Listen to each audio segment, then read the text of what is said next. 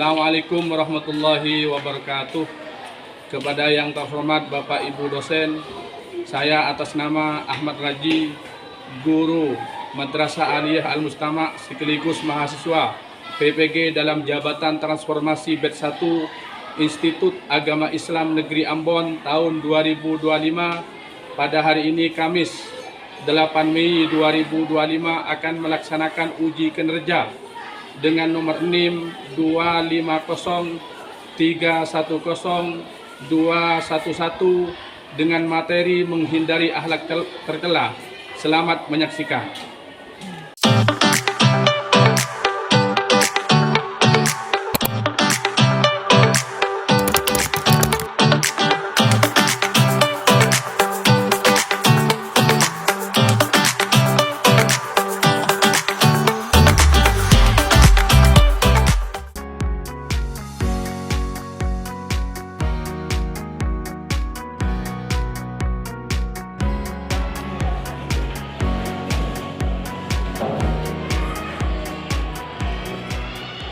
Assalamualaikum warahmatullahi wabarakatuh. Waalaikumsalam warahmatullahi wabarakatuh.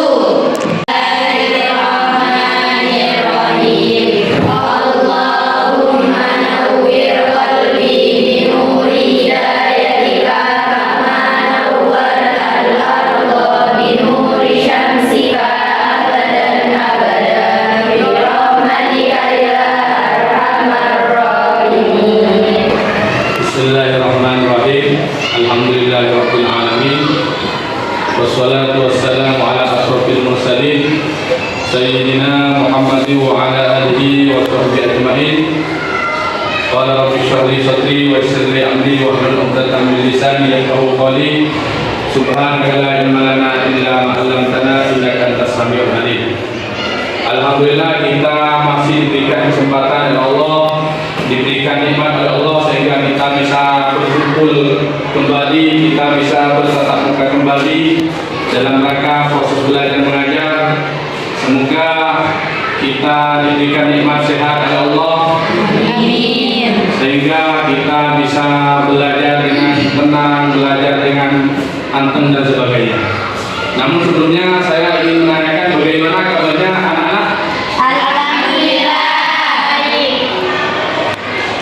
Ini pakai seragam semua, tapi halaman ruangan sudah disapu semua. Sudah. Baik. Sekarang sudah masuk semua. Ada yang di sini. Baik, saya absen dulu dari nama kalian. Dulu. Yang pertama Aisyah Sailan. Hadir. Ya. Badriah. Hadir. Fitri Aini. Berhenti. Ya. Khalifatun Nisa. Berhenti.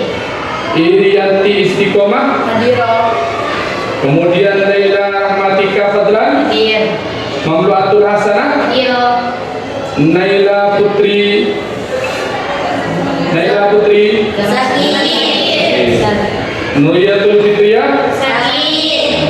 Sri Fitri Haryati. Hadir. Yuni Lailatul Fitriyah. Hadir. Eva Ratus Sakinah. Sakit. Sahada Aulia. Hadir. Ismatus Sholihah. Hadir. Kamilia. Sakit. Fiantika Saiful. Hadir. Baik, kali ini materi kita adalah akidah akhlak.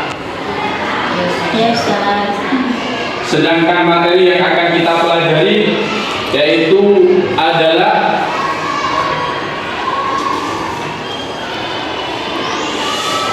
materi menghindari akhlak tercela. Materi kita pelajaran kali ini adalah akidah akhlak kelas 2 Madrasah Aliyah Al-Mustama, dan materi yang akan kita pelajari kali ini adalah menghindari akhlak tercela.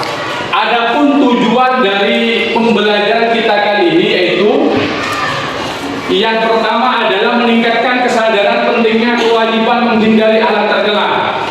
Jadi dengan pembelajaran kali ini kita diharapkan nanti kita bisa meningkatkan kesadaran pentingnya menghindari akhlak tercela, yaitu israf, tabdzir, dan bakhil. Kemudian tujuan pembelajaran kali ini yang nomor 2 yaitu menyimpulkan bentuk dari akhlak tercela, israf, tabdzir, dan bakhil. Jadi tujuan kita yang kedua adalah menyimpulkan bentuk dari akhlak tercela. Seperti apa akhlak tercela? Nanti kita akan mendapat kesimpulan, kita akan mendapat pelajaran. Kemudian yang ketiga yaitu mengkritik akhlak tercela seperti israf, tabdzir, dan bakhil. Di sini mengkritik maksudnya adalah akhlak tercela ini supaya dipelajari dan kita menjauhi. Kalian. Kemudian yang ketiga, yang berikutnya adalah merumuskan dan memahami tentang akhlak tercela seperti israf, tabdzir, dan bakhil. Kemudian tujuan pembelajaran kita kali ini adalah merumuskan dan memahami tentang akhlak tercela. Nanti kita bisa memahami dan merumuskan apa akhlak tercela itu. Materi yang akan kita pelajari hari ini adalah menghindari akhlak tercela. Akhlak tercela tersebut meliputi dari 3 poin. Yang pertama adalah israf, kemudian tabdzir, dan bakhil. Jadi kita diusahakan bagaimana kita menghindari, kita tidak berakhlak dengan akhlak tercela. Di samping itu akhlak tercela itu sangat dilarang oleh agama. Adapun dalil dari larangan berakhlak tercela yaitu yang pertama adalah firman Allah. Firman Allah Ta'ala berfirman, "Ya bani Adam, khudhu zinatakum inda kulli masjidin wa kulu washrabu wa la tusrifu innahu la yuhibbul musrifin." Ini yang pertama, larangan kita berakhlak tercela. Yaitu israf. Israf ini merupakan akhlak tercela. Khudhu zinatakum, wahai anak Adam, pakailah pakaian yang bagus pada setiap memasuki masjid, makan dan minumlah, tetapi jangan berlebihan, sungguhnya Allah tidak menyukai orang yang berlebihan. Ini diantara dalil bahwa kita dilarang oleh Allah untuk berakhlak dengan akhlak tercela. Khususnya di sini adalah israf. Selanjutnya, sebelum saya membahas tentang apa itu akhlak tercela yang terdiri dari 3 komponen yaitu israf, kemudian tabdzir atau mubadzir, kemudian bakhil, kira-kira apa yang ada di benak kalian ketika kita berbicara tentang akhlak tercela? Ya, silakan. Akhlak yang tidak baik. Ya, silakan. Ayo yang lagi, ya silakan. Akhlak yang dilarang oleh agama. Ya, yang lainnya, ayo silakan. Akhlak yang merugikan orang lain. Ya, akhlak yang merugikan orang lain. Baik, ini baru jawabannya benar semua. Baik, selanjutnya serahkan bentuk kelompok. Ini nanti akan dikasih tugas. Di sini kan pelajaran kita adalah akhlak tercela. Di mana akhlak tercela di sini ada 3 poin.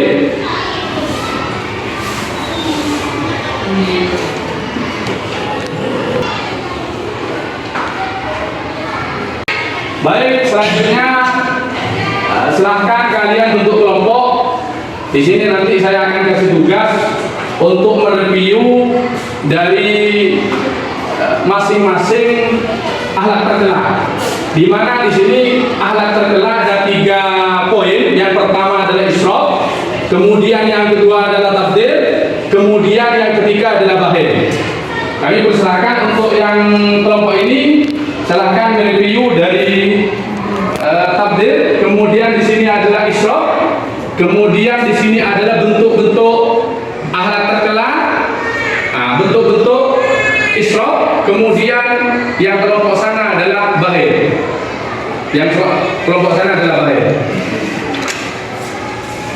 Silakan kalian review sampai kerja kelompok, kemudian setelah selesai saya persilahkan untuk masing-masing perwakilan kelompok untuk mempresentasikan apa yang kalian review. Saya kasih waktu 10 menit.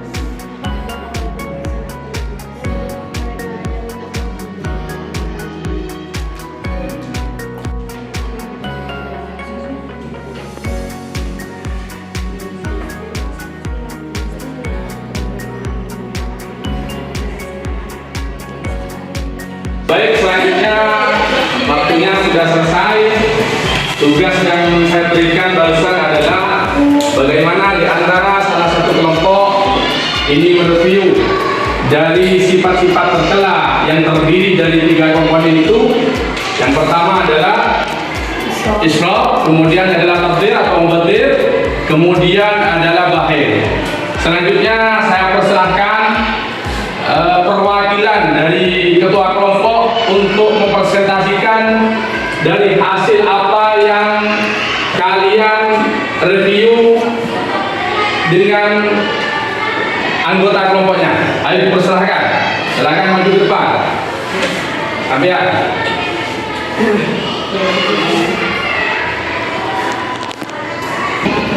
Assalamualaikum warahmatullahi wabarakatuh. Waalaikumsalam warahmatullahi wabarakatuh.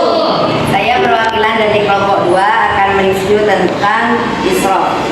Jadi israf di sini berasal dari kata asrofa yusrifu israfan, artinya bersukaria yang melampaui batas.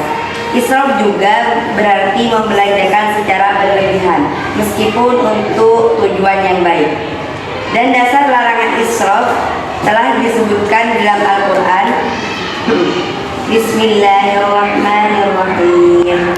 Ya bani Adam khudhu zinatakum 'inda kulli masjidin wa kulu washrabu wa la tusrifu innahu la yuhibbul musrifin. Juga berlandaskan hadis yang sahih, yaitu an Amr bin Shu'aib an abihi an jaddihi anna Rasulullah sallallahu alaihi wasallam qala kulu washrabu wa tasaddaqu walbasu fi ghairi makhilatin wa la sarafin inna Allah yuhibbu an tura ni'matahu ala 'abdihi. Jadi kita dilarang israf dalam bentuk apapun, meskipun untuk niatnya kebaikan, karena telah dilandaskan firman Allah yang telah disebutkan dalam Al-Quran dan juga berlandaskan hadis yang sahih. Baik, kelompok 2 sudah mempresentasikan apa yang mereka review melalui ketua kelompok. Selanjutnya mungkin ada yang mau ditanyakan. Ya, silakan. Ayo. Ini, apakah kita dilarang israf dalam semua hal, termasuk melaksanakan ibadah? Ya, ini pertanyaan dari kelompok 1. Apakah kita dilarang israf dalam semua hal, termasuk ibadah? Ayo silakan dijawab. Jadi gini, juga dalam masalah ibadah kita juga dilarang israf, karena dulu ada salah satu seorang sahabat yang menghadap kepada Rasulullah Sallallahu Alaihi Wasallam untuk melakukan ibadah secara full. Namun hal itu dilarang oleh Rasulullah Sallallahu Alaihi Wasallam. Terima kasih. Assalamualaikum warahmatullahi wabarakatuh. Terima kasih kepada kelompok 2. Saya mohon untuk kasih aplaus untuk penyampaian baik, juga dalam menjawab pertanyaan juga baik. Terima kasih kepada kelompok 2. Kemudian selanjutnya saya persilahkan untuk kelompok 1 untuk maju ke depan.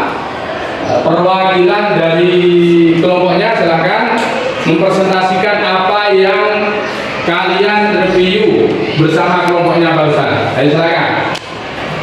Bismillahirrahmanirrahim. Assalamualaikum warahmatullahi wabarakatuh. Waalaikumsalam warahmatullahi wabarakatuh. Di sini saya perwakilan dari kelompok 1 akan mereview tentang takdir. Takdir itu adalah menghambur-hamburkan sesuatu yang tidak ada manfaatnya. Itu menurut bahasa. Sedangkan menurut istilah adalah perbuatan menghambur-hamburkan uang atau barang karena kesenangan ataupun kebiasaan. Orang yang gemar menghamburkan uang atau harta disebut mubazir. Mengapa takdir itu dilarang oleh agama? Karena sikap tersebut merupakan tabiat setan yang harus dihindari.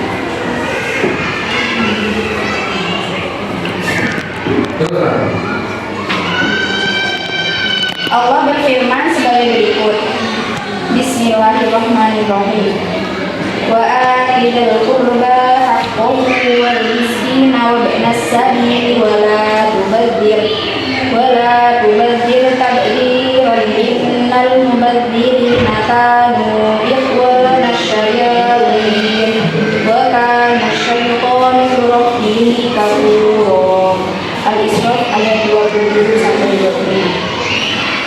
Yang artinya, dan berikanlah haknya kepada kerabat dekat, juga kepada orang miskin dan orang yang dalam perjalanan.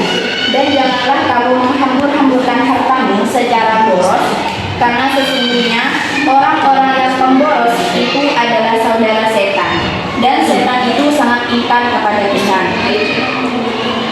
Dan di sini bentuk-bentuk takdir yang pertama seperti membelanjakan harta untuk kegiatan yang tidak bermanfaat. Seperti sebenarnya kita tidak perlu membeli baju baru karena baju yang kita pakai masih bagus. Itu sama saja dengan menghambur-hamburkan.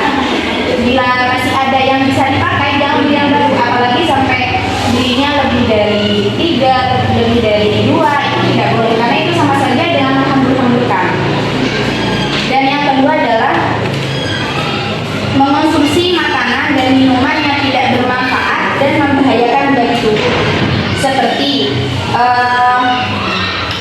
kita tidak boleh meminum minuman keras, tapi kita tetap memaksakan untuk mengonsumsinya, itu tidak boleh karena itu bisa membahayakan tubuh kita dan tidak bermanfaat bagi kita sendiri. Dampak negatif dari takdir itu yang pertama, menimbulkan perbuatan maksiat lainnya seperti mencuri, berzina, meminum khamar, mengonsumsi narkoba dan lain sebagainya. Itu dampak negatif dari takdir yang pertama. Karena rasa ingin kita, jadi kita anggap kita nggak punya uang, tapi kita mau beli baju. Kita itu harus dimanapun harus punya, jadi kita melakukan mencuri, memalak orang, itu tidak boleh. Dan yang kedua, bisa mendapatkan murka dan siksa dari Allah. Karena hal itu takdir dilarang oleh Allah, karena itu bisa membahayakan diri kita dan orang di sekitar kita. Mungkin itu review dari kelompok 1. Kami ucapkan terima kasih sekali lagi. Saya mohon untuk kasih upload. Ini sangat bagus, penyampaiannya sangat rinci dan sangat luar biasa. Mungkin ada dari antara teman-teman ada yang mau ditanyakan dari apa yang dia presentasikan barusan? Tidak. Ayo, silakan. Ya, silakan. Seperti apa contoh lain dari sifat takdir? Ya, pertanyaannya adalah seperti apa contoh lain dari sifat takdir? Ayo, silakan. Contoh lain dari sifat takdir itu ada merayakan pesta pernikahan secara berlebihan. Pasti tahu kalau artis-artis ngerayain pernikahan itu ya sampai nikahnya di display itu nggak boleh, karena kan masih bisa yang sempurna, masih bisa yang apa yang biasa gitu, nggak harus yang kuat banget gitu. Terus yang kedua, merayakan hari raya secara berlebihan. Kan kalau hari raya itu kan anggap silaturahmi, kita saling maaf-maafkan. Sedangkan sekarang itu banyak orang yang merayakan hari raya dengan buat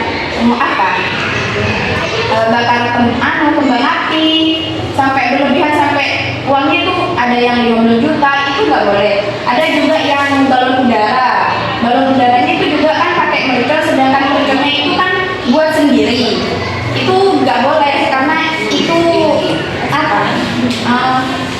uangnya itu banyak banget yang itu nggak boleh. Jadi itu contoh lain dari takdir. Mungkin hanya itu dari kami. Kurang lebihnya mohon maaf. Assalamualaikum warahmatullahi wabarakatuh.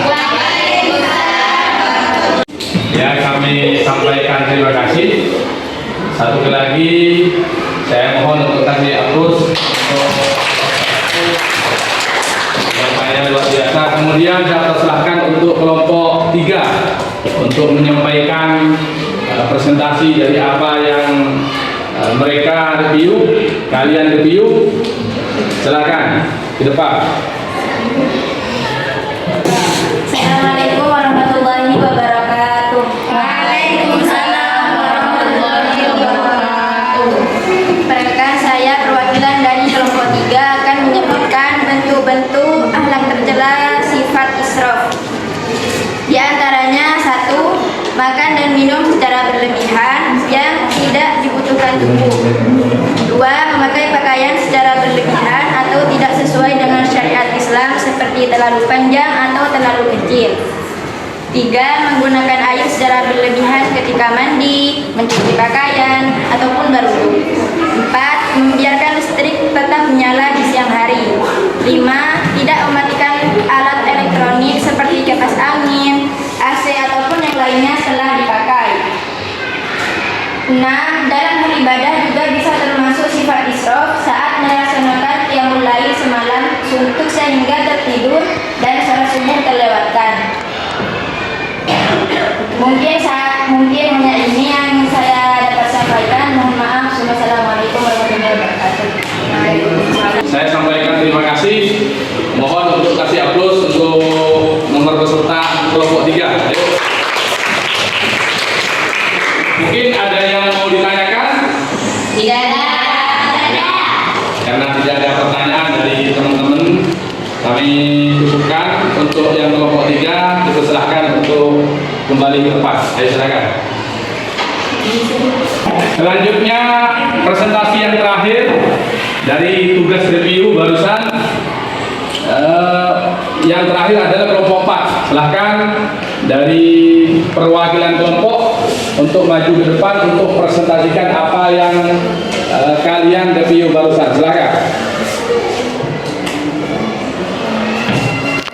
Assalamualaikum warahmatullahi wabarakatuh. Waalaikumsalam warahmatullahi wabarakatuh.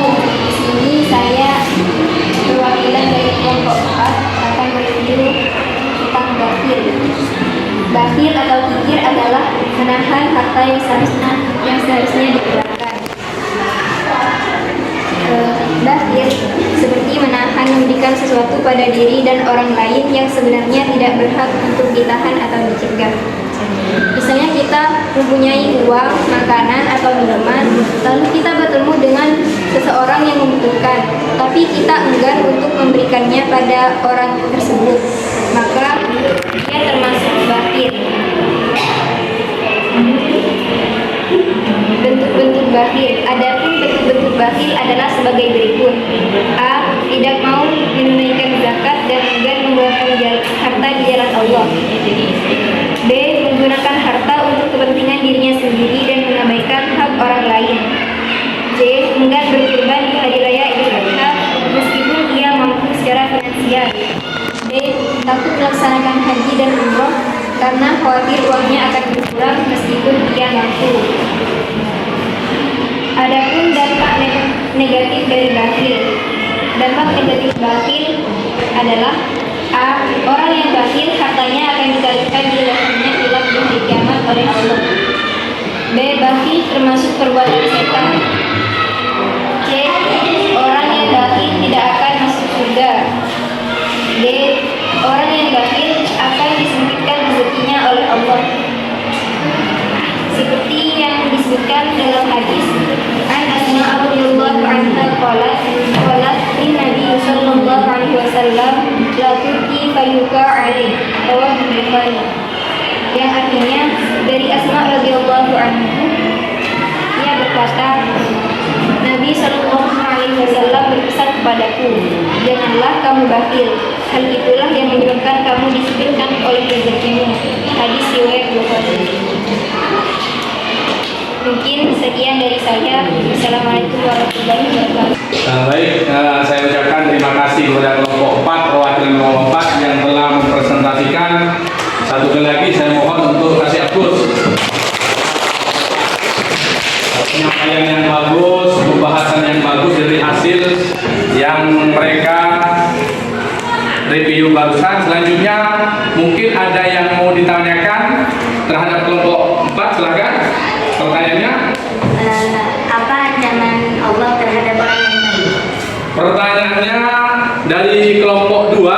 terhadap kelompok 4, yaitu apa ancaman Allah terhadap orang bakhil. Ayo silahkan dijawab. Orang yang bakhil, Allah mengancamnya dengan menyempitkan rezekinya. Seperti yang telah disebutkan dalam hadis tadi, bahwa Nabi berpesan kepada Asma, janganlah kamu bakhil, hal itulah yang menyebabkan kamu disempitkan oleh rezekimu. Ya, sudah disampaikan, terima kasih, jawaban yang bagus. Seperti apa yang disampaikan oleh kelompok 4 barusan, menjawab dari pertanyaan kelompok 2, ancaman terhadap orang yang berbuat bakhil akan disempitkan rezekinya oleh Allah. Jadi orang bakhil, orang pelit yang enggan untuk bersedekah, baik itu di jalan Allah dan sebagainya, oleh Allah akan disempitkan rezekinya, akan tidak dimurahkan rezekinya dan sebagainya. Ini merupakan ancaman Allah terhadap orang bakhil melalui hadis ini Nabi Muhammad SAW. Alhamdulillah, kita sudah presentasi semua dari tugas masing-masing kelompok, dari kelompok pertama sampai kelompok kedua, kelompok ketiga, dan kelompok 4 sudah mempresentasikan hasil dari kalian yang diberi tugas review barusan, dan semuanya adalah penyampaiannya bagus, presentasinya bagus. Semoga apa yang kalian pelajari, semoga apa yang kalian review barusan menjadi ilmu yang bermanfaat. Amin. Sehingga nanti kalian oleh Allah dibalas dengan balasan yang juga bagus. Amin amin ya rabbal alamin. Mungkin pelajaran kali ini saya